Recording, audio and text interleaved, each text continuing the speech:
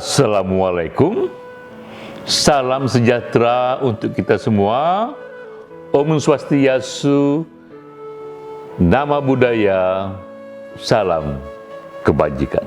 Awalnya adalah kearifan, awalnya adalah wisdom, lalu kearifan bersembunyi di dalam puisi. Ini adalah serial kuliah pendek, kuliah 7 menit, Kultum.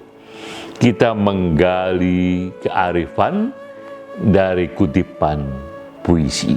Kali ini yang akan kita kutip adalah Jalaluddin Rumi, yang orang katakan inilah raja di raja dari para penyair sufi. Hidup di tahun 1207 hingga 1273 dari wilayah yang sekarang termasuk menjadi Afghanistan.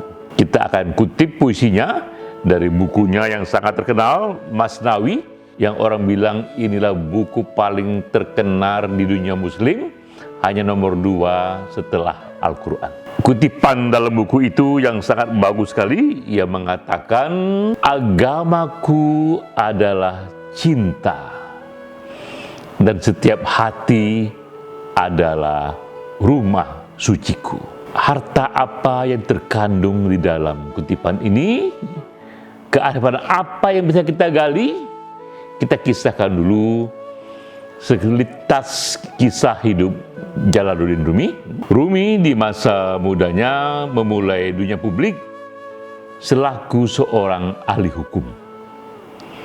Ia terbiasa membuat fatwa, ia juga guru yang mengajar di madrasah.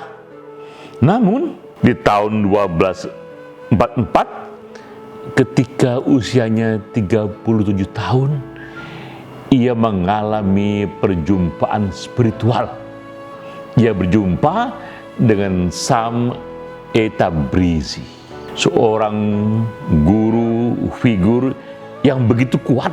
Perjumpaan Rumi dan Sam ini begitu dahsyat, mengubah total hidup Rumi dari seorang juris, seorang ahli hukum yang formalistik.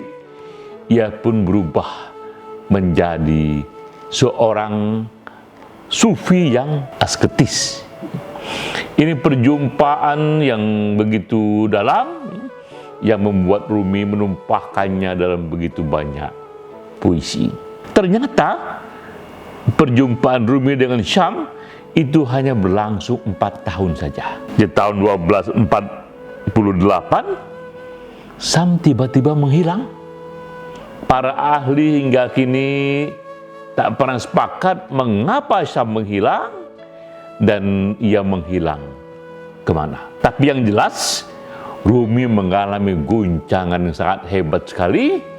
Ia mencari Syam ke sana dan kemari, dan akibatnya pula ini kegelisahan muncul di Rumi, dan kegelisahannya melahirkan begitu banyak puisi yang ia tunjukkan kepada Syam. Rumi wafat di tahun 1273. Berarti ia sudah hidup 30 tahun tanpa kehadiran Syam. Di era itu pun Rumi tetap sangat produktif. Ketika ia wafat, ia katakan kepada banyak halayak bahwa ia sangat ingin makamnya tidak dicari di bumi, tapi ada dalam hati manusia.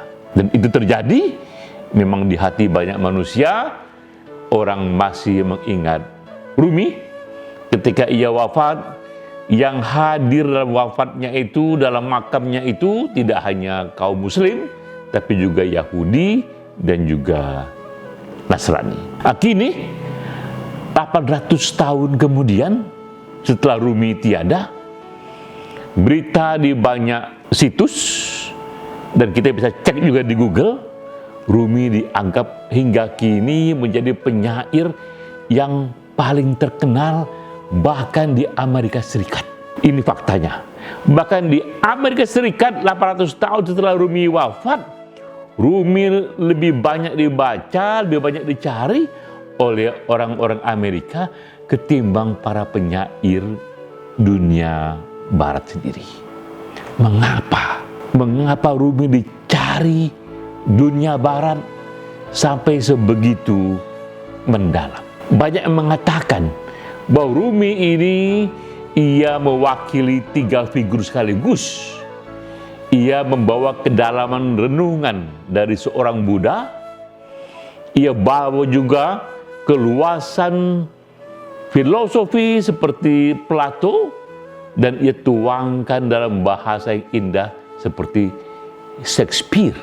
Jadi ia gabungan dari Buddha, Plato, dan Shakespeare. Yang juga kuat pada Rumi adalah ia membawa satu humanisme universal. Puisi-puisi Rumi di Amerika bahkan dibaca tak hanya di masjid, tapi juga di gereja, di sinagog, dan di universitas. Tidak hanya dibaca oleh sastrawan, tidak hanya dibacakan oleh mereka yang suka puisi, tapi juga dibacakan oleh para guru besar, juga oleh para artis Hollywood. Mengapa demikian? Sebagian menyatakan Rumi datang di momen yang tepat.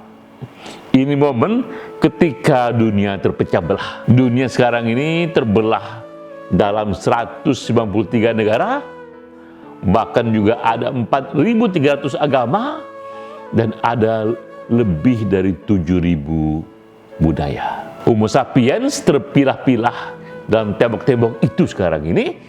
193 negara, lebih dari 7.000 budaya, dan 4.300 agama. Rumi datang melewati tembok-tembok itu dan memberikan pesan seolah-olah semua kita ini adalah satu Homo sapiens, satu bumi, dan satu spiritualitas. Pesan Rumi sampai di sana. Hingga ia mengatakan, agamaku adalah cinta, dan semua orang butuhkan cinta, apapun agamanya, apapun negaranya. Dan dia katakan pula, setiap hati adalah rumah suciku, adalah rumah ibadahku. Itu pun juga memberi kedalaman yang sangat, karena pada dasarnya setiap manusia, apapun agamanya, apapun warga negaranya, apapun etniknya, memiliki rasa sepi yang sama, memiliki rasa senang yang sama, dan ia bisa disentuh oleh siapapun yang membawa renungan humanisme universal. Rumi datang dalam momen itu dengan membawakan satu pesan yang kuat sekali dan universal. Itulah harta terpendam, itulah keajaiban, itulah berkah yang kita dapatkan dari Rumi. Sampai jumpa.